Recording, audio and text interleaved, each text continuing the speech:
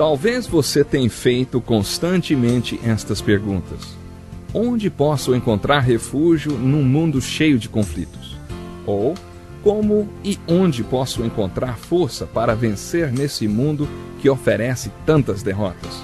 Acompanhe agora com o pastor Edson Bruno mais um programa Encontro com a Palavra.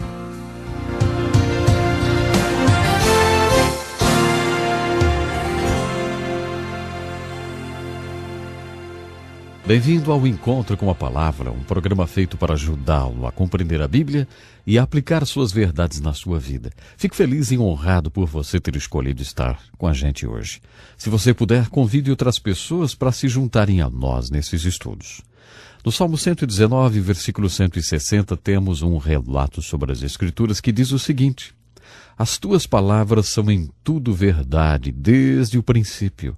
Isso quer dizer que quando viermos até as Escrituras procurando pela verdade, devemos procurar pela verdade plena. Não qualquer verdade, a grande verdade, o âmago, a essência de toda a verdade. O que Deus quer dizer com isso? Qual é a completa e conclusiva mensagem de Deus aqui? No mesmo espírito, abra sua Bíblia e leia vários livros, especialmente o Novo Testamento, procurando pelo que podemos chamar de o argumento do livro. Livros como Romanos e Hebreus têm um argumento interessante. Eles têm uma tese que está por toda parte do livro, da primeira à última palavra. Antigamente, até o século XVI, não existia essa divisão de capítulos e versículos na Bíblia. Um cardeal católico romano chamado Caro foi quem dividiu a Bíblia em capítulos no século XVI. Isso significa, como você já deve ter notado, que o apóstolo Paulo nunca ouviu falar em 1 Coríntios capítulo 10, verso 13, porque quando ele escreveu a carta de Corinto, ele não sabia que ela seria dividida em capítulos e versículos séculos mais tarde. Às vezes os capítulos e versículos são muito úteis e convenientes, mas às vezes eles podem quebrar a sua linha de raciocínio e fazer com que você perca a verdade que o autor do livro está tentando mostrar. Por isso, tente encontrar o argumento do livro. Sempre considere o contexto das passagens da Escritura. Uma das melhores maneiras de mentir é disfarçar a verdade, ou relatar a verdade fora do contexto, ou ainda, contar apenas uma parte da verdade. Mudando o contexto das Escrituras, você pode usá-las para provar qualquer coisa que quiser, qualquer ponto de vista. Por isso, sempre considere o contexto de uma passagem das Escrituras. Todas essas informações que eu estou compartilhando com você sobre a Bíblia podem abrir o seu entendimento. E eu também estou orando para que você possa entrar na Palavra de Deus e deixar a Palavra de Deus entrar em você. Sabe, eu gostaria agora de começar o estudo do primeiro livro da Bíblia, o livro de Gênesis. O livro de Gênesis fala sobre o começo. A palavra Gênesis, o nome desse livro é como a palavra genética. Tem a ver com o início. Porque Deus começa a Bíblia, falando do início, da origem das coisas. No livro de Gênesis, Deus nos fala de muitas coisas como elas eram, porque Ele quer que nós compreendamos as coisas como elas são. Eu acredito que Jesus nos dá a chave do livro de Gênesis. Em Mateus capítulo 19, as pessoas vieram até Jesus e perguntaram sobre o casamento.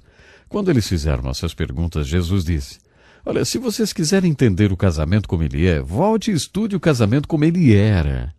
Vá até Moisés ou Gênesis e faça a pergunta: qual era a intenção de Deus quando criou o homem e a mulher?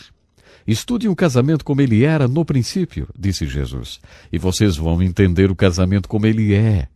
Para mim, essa é a chave do livro de Gênesis. Sabe, eu acredito que devemos abordar o livro de Gênesis a partir dessa perspectiva. Assunto após assunto é discutido no livro de Gênesis, mostrando como era no princípio. À medida que você encontrar esses assuntos no livro de Gênesis, leia e se faça essas perguntas. Deus, o que é que tu estás descrevendo aqui como era no princípio? Para que eu possa apreciar e entender como isso realmente é. Eu gostaria de sugerir que você faça uma leitura geral do livro de Gênesis a partir dessa perspectiva. Primeiramente, no livro de Gênesis, Deus nos fala pouco sobre a criação e como ela aconteceu. Como já mencionamos, existem 1189 capítulos na Bíblia e somente 1,5 capítulos tratam da criação. Mas se você conversar com algum intelectual sobre a Bíblia, você acaba achando que a questão da criação é o único assunto do qual a Bíblia trata. Ela trata da criação muito rapidamente, pouco, apenas 1,5 capítulos. Mas por que, afinal, a Bíblia fala sobre a criação? Por que Deus nos conta um pouquinho sobre a criação? No livro de Gênesis, creio que Deus nos revela um pouco sobre como foi a criação, porque Ele sabe que um dia, assim como Davi, chegaremos a um lugar onde iremos sentir necessidade de um ato de criação bem dentro de nós. Davi falhou miseravelmente e quando ele fez isso, ele orou assim: cria em mim um coração novo, ó Senhor, e renova o meu espírito. O que Davi estava dizendo no Salmo 51:10 era simplesmente isso: Deus, eu preciso de um ato de criação no meu coração. Se o Senhor não criar alguma coisa em mim que não estava em mim quando eu nasci, eu vou falhar de novo e de novo e de novo. Deus, eu preciso de um ato de criação. Quando Jesus falou sobre o nascer de novo, ele disse: você precisa nascer novamente, porque o que nascer da carne é apenas carne. Quando os apóstolos comentaram sobre o ensinamento de Jesus sobre nascer de novo, eles chamaram essa essência de criação. Quem estiver em Jesus Cristo, nova criatura é, as coisas velhas já passaram. Eis que tudo se fez novo. Deus fez um ato de criação no coração do homem que nasceu de novo. Essa é a criação como ela é. Quando finalmente percebemos que precisamos desse ato de criação, eu acredito que Deus quer que saibamos que somente Ele pode fazer isso e que devemos nos voltar para Ele em busca desse ato de criação. Deus quer que nós entendamos o conflito das relações entre as nações, por exemplo. Ele quer que entendamos o conflito como ele é de fato. Por isso o capítulo 4 do livro de Gênesis fala sobre o conflito como ele era no princípio. Do capítulo 6 ao 9 de Gênesis, Deus fala sobre a catástrofe como ela era no princípio. Então entenderemos a catástrofe como ela é hoje. Deus destruiu o mundo inteiro. Isso foi chamado de dilúvio. Nos capítulos 6 a 9 encontramos a história de Noé e o dilúvio. Esse é um bom ponto para descobrir que o melhor comentário sobre a Bíblia é a própria Bíblia. O Novo Testamento nos fornece um comentário sobre a história de Noé e o dilúvio. Jesus toca nesse assunto 2 vezes. Ele faz uma comparação com a sua segunda vinda. O apóstolo que escreveu o livro de Hebreus diz que isso é uma figura da fé. O autor de Hebreus se concentra na fé de Noé e diz que essa é a lição que devemos aprender dessa história de catástrofe. O apóstolo Pedro compara o dilúvio com a salvação. Ele diz que Noé abria a arca para as pessoas e dizia: você pode entrar nessa arca e ser salvo. Esse é um grande símbolo daquilo que chamamos hoje de salvação. Quando lemos sobre Noé e o dilúvio, estamos lendo sobre a catástrofe como ela era no princípio. Faça-se essa pergunta: o que é que está sendo descrito aqui? O que é que Deus quer que eu entenda com isso? Eu creio que você verá a aplicação dessa história na sua vida. No livro de Gênesis temos também a aliança entre Deus e o homem. É o fenômeno de Deus vindo até o homem para fazer uma aliança. Isso acontece ao longo de toda a Bíblia. Quando Jesus encontra os apóstolos, ele diz: siga-me, e eu o farei, siga-me. Essa é a sua parte. Eu o farei. Essa é a minha parte. Isso é uma aliança, um acordo. Deus faz alianças assim com a gente. Esse é o significado da expressão Velho Testamento, a antiga aliança, e da expressão Novo Testamento, que significa a nova aliança. A velha aliança é: creia em mim quando eu digo que vou fazer algo a respeito da separação entre o homem e Deus, porque Jesus está vindo. A nova aliança é: creia em mim quando eu digo que fiz algo a respeito da separação entre o homem e Deus, porque Jesus veio. Deus quer que entremos em uma aliança de fé com Ele. Uma aliança como ela era no princípio, pois assim poderemos entender a aliança como ela é. Isso aparece no livro de Gênesis capítulo 9, no fim da história do dilúvio. No 11º capítulo de Gênesis temos uma história muito interessante. Vemos os homens se reunindo. Deus olha para baixo e diz: olha aqueles perversos se juntando, unindo suas tecnologias e seus cérebros, achando que se estiverem unidos não há nada que não possam realizar.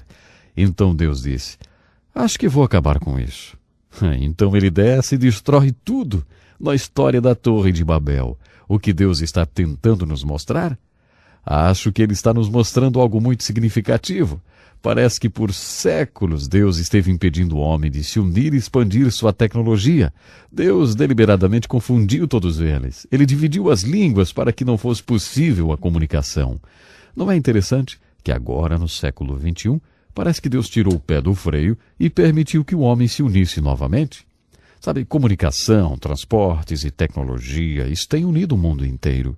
Não há quase nada que o homem não esteja fazendo com a tecnologia. Hoje ele tem o poder para destruir a si mesmo, resultado da união dos cérebros. Na Universidade de Princeton, durante a Segunda Guerra Mundial, um grupo de pessoas das mais inteligentes do mundo se juntou para fabricar a bomba atômica. Agora, a tecnologia humana realmente resultou em algumas coisas fenomenais. É interessante quando voltamos ao livro de Gênesis. Quando o homem começou a se unir, Deus disse, espere aí, tem algumas coisas que eu quero fazer primeiro. Ele então enviou Abraão, e daí temos aquele período de 2000 anos da história. Então, mais tarde, Deus parece estar tirando o pé do freio e dizendo, tudo bem, vá em frente, juntem-se, façam o que quiserem. Será possível que o mundo gire para cima ou para baixo, dependendo da nossa filosofia, porque Deus permitiu que o homem se juntasse? O que Deus nos diz no 11º capítulo de Gênesis? Quando lemos Gênesis capítulo 12, encontramos 3 personagens, Abraão, Jacó e José. Deus nos diz muita coisa através do estudo dos personagens. Deus quer que entendamos a fé. A fé é muito, muito importante. Por isso Deus nos conta a história de um homem chamado Abraão. Deus queria que entendêssemos o que chamamos hoje de crise de identidade. Por isso ele nos contou a história de Jacó. Deus queria que soubéssemos que Ele está no comando e que Ele é soberano nas circunstâncias de nossa vida. Por isso Ele nos contou a história de José. Bem, essa é uma visão geral do livro de Gênesis. Quando você estiver lendo o livro de Gênesis, procure observar as coisas como elas eram no princípio. Toda vez que você encontrar o livro de Gênesis descrevendo alguma coisa como ela era no princípio, pergunte-se, o que Deus está me dizendo agora? O que é que Deus quer que eu saiba? Por que ele me falou sobre isso no livro de Gênesis? Agora estamos realmente começando o nosso estudo da Bíblia. Eu gostaria de desafiá-lo a fazer 3 coisas. Primeiro, tenha certeza de não perder nossas aulas e peça sua cópia da apostila de estudos. A segunda coisa é convidar seus amigos e sua família para participar desse importante estudo. Finalmente, comece agora, se você ainda não começou, a ler o livro de Gênesis. E lembre-se de fazer as seguintes perguntas. O que isso quer dizer? E o que isso significa para mim? Ou, o que Deus quer que eu faça com o que eu estou aprendendo? Pense nisso e até o nosso próximo programa. Que lição importantíssima. Obrigado, Pastor Edson Bruno. Prezado ouvinte, coloque em prática o que você ouviu aqui. Sem dúvida, sua vida será grandemente abençoada. Este é um estudo escrito pelo Dr. Dick Woodward, na voz do Pastor Edson Bruno. Escreva-nos e solicite o material. Nosso endereço é Encontro com a Palavra, Caixa Postal 2011, CEP 89201-970, Joinville, Santa Catarina. Até o nosso próximo Encontro com a Palavra.